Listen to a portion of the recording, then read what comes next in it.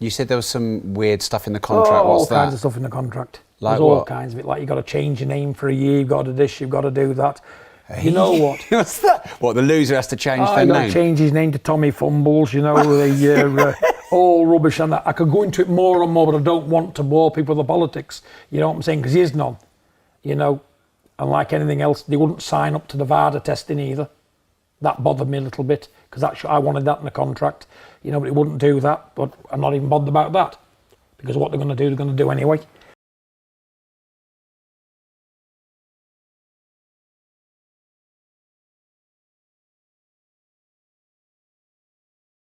What's up, guys? Derek, moreplates.com. Today we're going to be talking about Jake Paul accused of denying VADA testing for the Tommy Fury fight. So another day, another Jake Paul controversy. This time, the accusations come from Tommy Fury's father, John Fury. In an interview with Rob Moore, Gypsy John Fury spoke about the bizarre clauses in the contract of the fight. Jake Paul and Tommy Fury are all set to fight each other on December 18th. Rob Moore asked Fury to talk about some of the weird stuff in the contract. So we're going to be getting into the weird stuff now.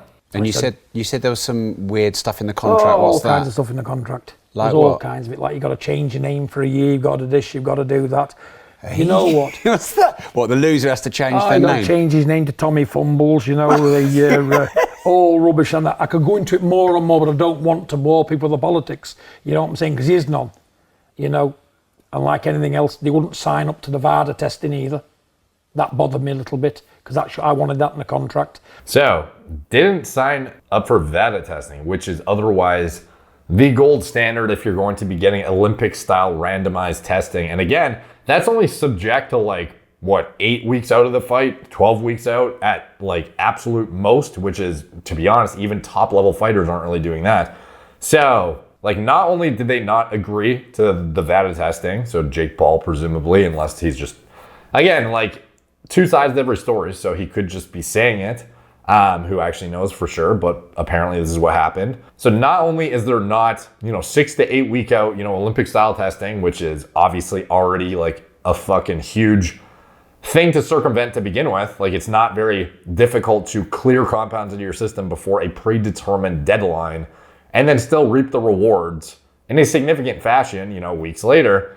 But then above and beyond that, having zero fucking testing, something that he has been highly criticized of in the previous fights, which we'll be getting into shortly. And one thing to note that is relevant content you might find interesting and give some context in more detail regarding the testing parameters and how, highly, how scrutinous it is and whatnot. I did a podcast with Faraz Zahabi a few months ago before the Tyron Woodley fight. We kind of discussed PED use in boxing and in the UFC.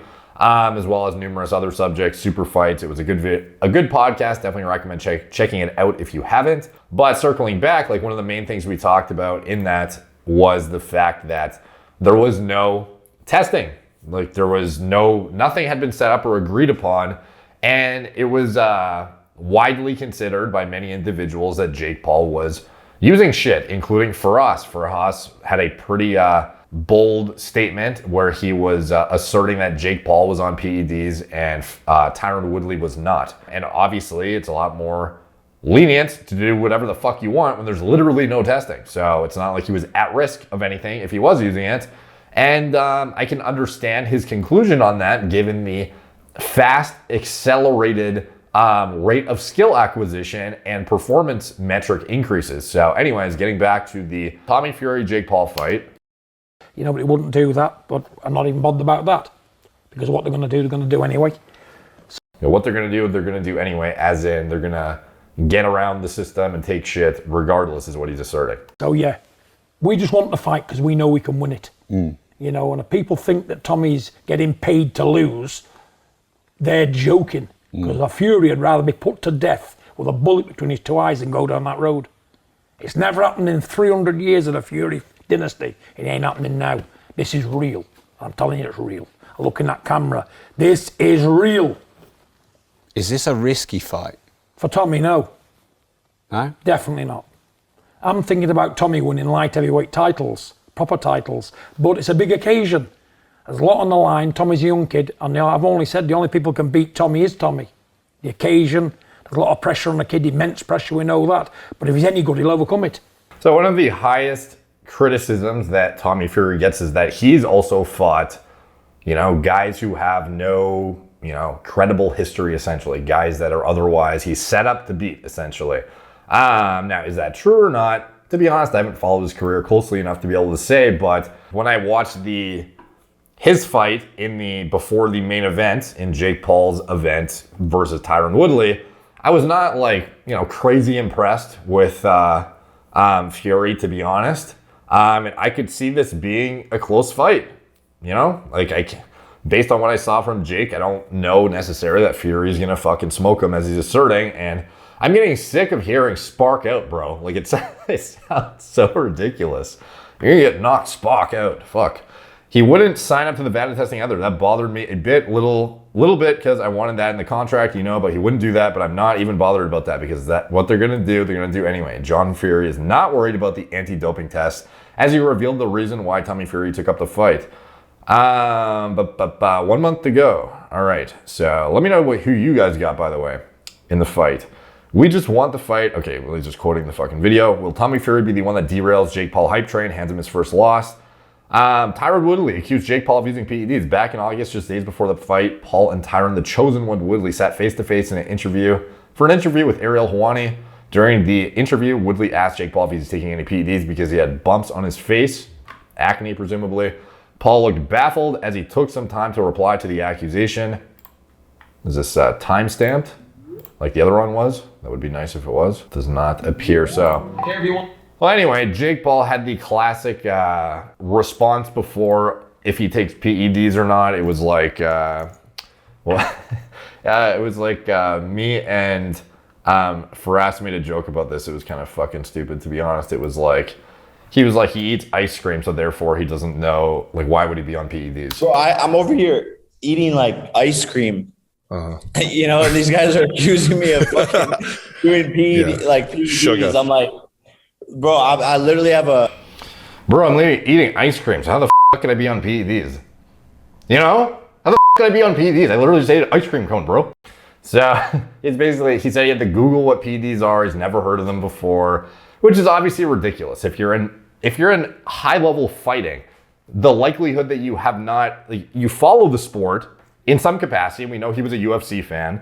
There's no fucking way he has no idea what PEDs are when you follow the sport as any sort of consistent fan, or as a guy who literally competes in the division, or not in the division of UFC, but he's competing as he's now essentially a professional boxer. If he's competing as a boxer, do you really think he's never heard the word PEDs in his life? And he had to Google it to find out what it was. He doesn't know what steroids are. He doesn't know what PEDs are.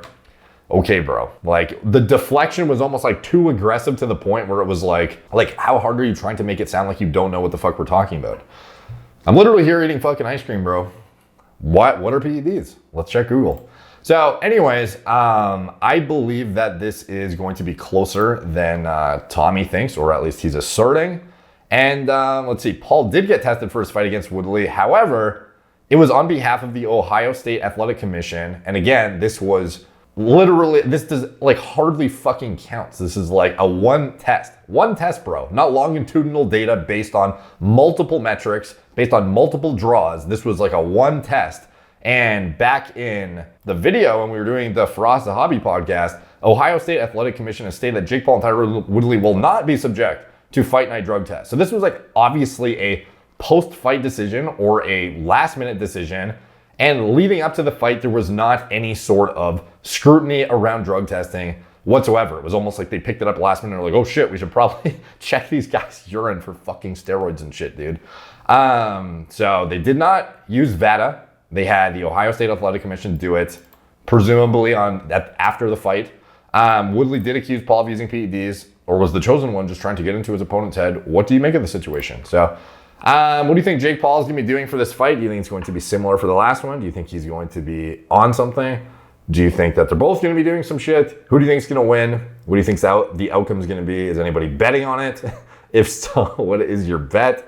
Yeah, any and all comments, they help the algorithm. I'm looking forward to this one as I was the Tyron Woodley fight. So All comments help. They're much appreciated. Like, subscribe. Check out my blog, moreplacemoredates.com. Follow me on Instagram at moreplacemoredates. Facebook, Snapchat, Twitter, TikTok, Apple Podcasts. If you want to support the channel, you can check out anything I'm associated with. In the video description below, my TRT clinic called Telemedicine from the comfort of your own home. Get high quality medical oversight from doctors who understand what kind of diagnostics and biomarkers you should be checking, how to interpret those, and how to create an individualized protocol just for you based on your own imbalances and deficiencies if warranted with pharmacology and or basic natural lifestyle interventions, dietary changes, supplementation recommendations, sleep hygiene manipulations, etc. And anything else I'm associated with: Gorilla Mind, nootropic formulas, Gorilla Mode, pre-workout formulas designed myself from scratch, my recommended diet model for gaining muscle and sports performance, the clothing company that sponsors me. There's still Black Friday deals going on for Gorilla Mind as well as my clothing sponsor, so you can check my Instagram stories for that, for whatever the deals are for today, but there's some pretty fucking massive discounts going on, so I would definitely recommend taking advantage of those if you are interested in any of their stuff. And anything else I'm associated with, it's all in the video description below. Thank you guys for watching. Talk to you soon.